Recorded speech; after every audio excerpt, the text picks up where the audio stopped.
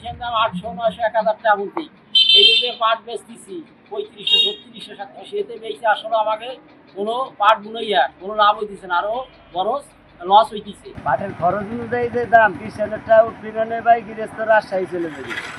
পাটের মন ভাই 3700 টাকা, কিষানের দাম 1200, 1500 টাকা কাটা। আর মিরপুর তো পয়দা মরু সারের দাম 1700, 1800 টাকা বস্তা। গত সপ্তাহে 36, 37, 3750 ছিল, আজকে 3700, 3750, 3800 গেছে। আমদানি নাই, গৃহস্থ বিক্রি করতে হয় না, আর এদের খরচের টাকা হয় না, এই জন্যে পাট বিক্রি হয় না। পেঁয়াজ বেচতেছে, পাট এবার কম ফলন কম বলে। আবার বাজার ডাউন হয়ে গেছে, ডাউন হওয়ার পরে 3800 টাকায় আসছে। 3800 টাকায় আসার পরে আবার হলো বাজার আবার ডাউন হয়েছে, ডাউন হওয়ার পরে 3600, 35 থেকে 3600, এরপরে আসছে হলো 3650 থেকে 3700, 3750, এই পর্যন্ত এই অবস্থানের বাজার এখন এই পরিস্থিতিতে চলতেছে।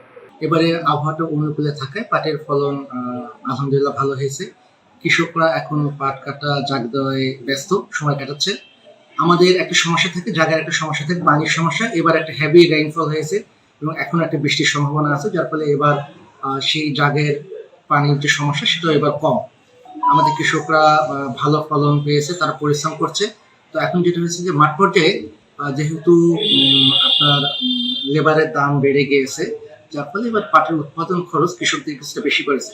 সেই জন্য আমরা মনে করি কৃষক যদি ন্যায্য মূল্য পায়, অর্থাৎ যদি আপনার মন প্রতি 4000 থেকে 4200 টাকা পায়, তাহলে কৃষক লাভবান হবে।